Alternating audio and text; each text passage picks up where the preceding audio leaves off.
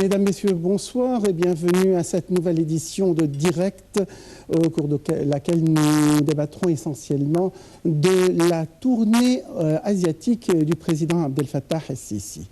À l'heure, en effet, où le président Abdel Fattah Sisi poursuit sa tournée asiatique près de se rendre en Indonésie après Singapour et la Chine, en Égypte, les pourparlers se poursuivent à propos de la découverte en Méditerranée d'un énorme champ de gaz naturel par les Italiens.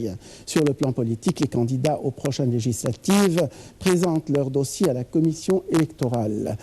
À travers le monde, c'est surtout les festivités chinoises commémorant la victoire de 1945 et le drame des migrants en Europe qui dominent la scène internationale. En effet, en Europe, où les tensions montent face à l'afflux de dizaines de milliers de réfugiés et de migrants, en Europe, les gens sont sous le choc après la publication de photos du corps nu sur une plage turque d'un petit garçon mort noyé dans le naufrage de 2 embarcations transportant des Syriens. Ces bateaux étaient partis dans la nuit de mardi à mercredi de la ville côtière turque de Bodrum à destination de l'île grecque de Kos, l'un des plus courts passages maritimes entre la Turquie et l'Europe lorsqu'ils ont chaviré. Un commentaire.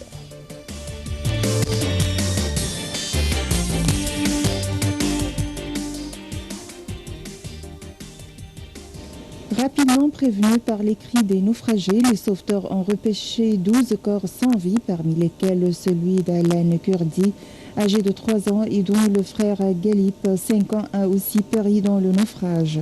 Les photos des 2 frères et du cadavre d'Alain, t-shirt rouge et short bleu, face contre terre sur une des plages de la station balnéaire de Bodrum a envahi les réseaux sociaux.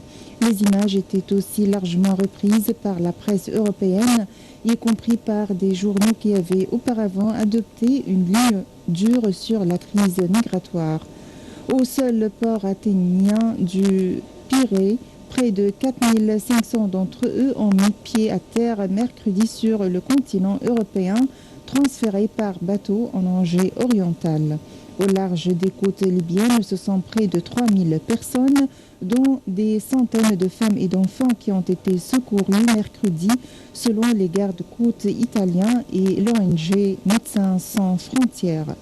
Selon l'ambassadeur russe à l'ONU, Vitaly Tchourkine, le Conseil de sécurité étudiait la possibilité d'adopter une résolution, un texte plus limité que celui prévu initialement qui, s'il était adopté, ne permettrait qu'une intervention navale européenne en haute mer et non dans les eaux territoriales libyennes.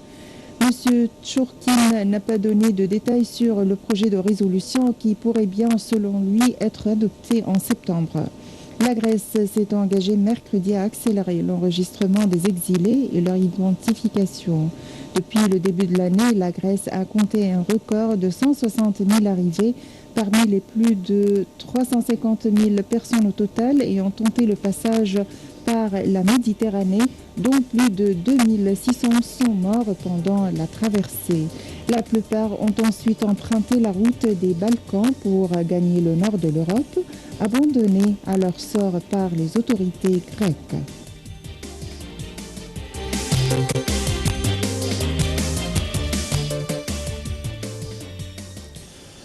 Mesdames, Messieurs, nous le constatons, le drame des réfugiés se poursuit et cette fois-ci, il prend une tournure très sérieuse puisque pour une fois, on peut dire que les réfugiés syriens qui se rendent par milliers en Europe sont réfugiés justement à cause de ce que l'Europe n'a pas voulu faire pour maintenir la paix et la stabilité en Syrie. L'OTAN, avec la Turquie frontalière de la zone où les terroristes de Daesh dominent, n'agit vraiment pas contre cela. Les aéroports français, belges, britanniques, etc. poursuivent l'autorisation de départ de jeunes gens vers la Turquie et de là vers la Syrie pour renforcer les troupes de Daesh. On voit bien que ce n'est pas sérieux ce qui se passe en Europe. Et les pays occidentaux sont là vraiment, pour une fois, vraiment responsables de ce drame syrien. Peut-être que dans le temps, les émigrations venant d'Afrique ne concernait pas vraiment les Européens puisqu'ils n'en étaient pas directement responsables, mais cette fois-ci les gouvernements européens ont contribué lourdement à ce drame. Nous avons parlé donc il y a quelques instants aussi d'un autre événement international. Il s'agit celui-ci de la commémoration du 70e anniversaire de la victoire de 1945 de la Chine sur le Japon à la fin de la Deuxième Guerre mondiale. Le président chinois Xi Jinping a salué aujourd'hui la victoire de 1945 contre le Japon, qui a permis de refaire de la Chine un grand pays dans le monde, en donnant le coup d'envoi d'un imposant défilé militaire de près de 2 heures. L'invasion de la Chine par le Japon en 1937 a fait de 15 à 20 millions de morts chinois. Un compte rendu.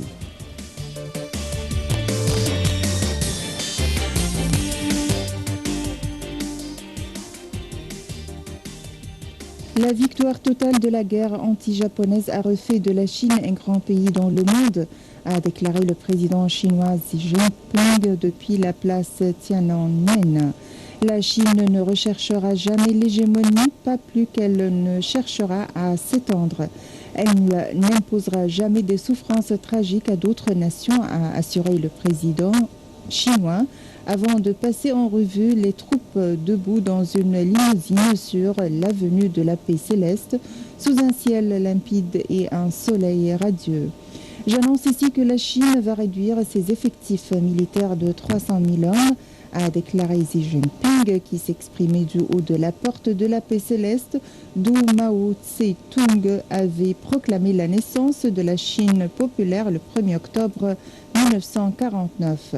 L'armée populaire de libération, aujourd'hui estimée à 2,3 millions d'hommes, a déjà fait l'objet d'importantes réductions d'effectifs en échange de sa modernisation et d'une augmentation considérable de son budget.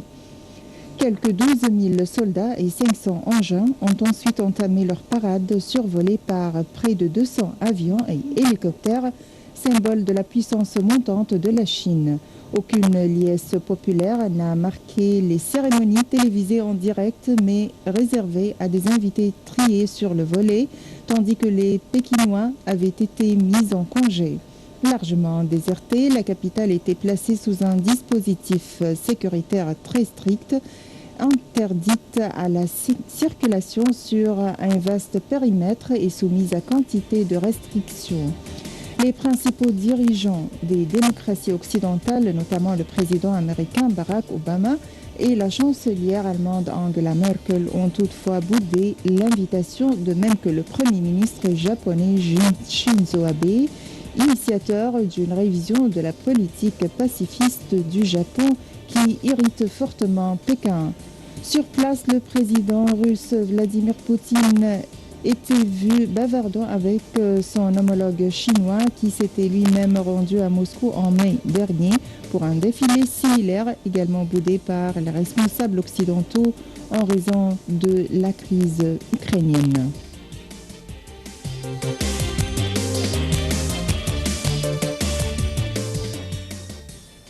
Oui, alors que des dirigeants européens et d'Amérique du Nord ont plutôt boudé les festivités en Chine, beaucoup de pays ont participé, dont la Russie. Des militaires russes, serbes, cubains, afghans, égyptiens, mexicains et vénézuéliens étaient présents. La France était, elle, représentée par le ministre français des Affaires étrangères, Laurent Fabius, qui a vanté l'amitié sino-française. Mesdames, Messieurs, puisque nous parlons de la Chine justement, le président Abdel Fattah el-Sisi était donc aujourd'hui en Chine pour sa visite dans le cadre de sa tournée en Asie. Il a commencé sa tournée samedi à Singapour, première étape, et il s'est rendu en Chine et doit encore se rendre en Indonésie. Les détails avec notre collègue Sally Hamid.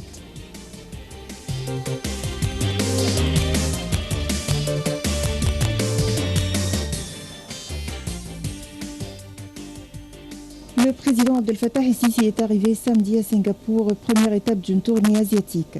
Il avait entamé sa tournée par une visite à l'organisation interreligieuse, au cours de laquelle il a assisté à l'explication des objectifs de cette organisation, dont notamment l'explication des principes tolérants de l'islam. Le président Abdel Fattah el-Sisi avait témoigné dimanche la signature d'un mémorandum d'entente entre la compagnie singapourienne Hi-Flex, spécialisée dans le dessalement des eaux de la mer, et l'organisme du canal de Suez. El-Sisi a assisté lundi à une cérémonie d'accueil officielle au palais présidentiel à Singapour. Le président s'était ensuite entretenu avec son homologue singapourien Tony Tan des moyens de renforcer les relations bilatérales. Après le Singapour, Sisi est arrivé mercredi en Chine où il s'est entretenu avec son homologue chinois Xi Jinping des différents sujets régionaux et internationaux d'intérêt commun, notamment la situation en Syrie, en Libye, au Yémen, de même que le combat contre le terrorisme. Il a de même rencontré un nombre de hauts responsables chinois. Le président Sisi et 29 autres leaders du monde ont assisté jeudi à une parade militaire marquant le 70e anniversaire de la capitulation japonaise. Un contingent égyptien de 80 soldats et officiers participe à cette parade avec des unités de la Russie, du Cuba, de la Bélarus et du Mexique. Le président et Sisi seront ensuite en Indonésie, première visite d'un président égyptien depuis 1983. Lors de cette visite, le président doit s'entretenir avec son homologue indonésien de la promotion des relations bilatérales entre les deux pays.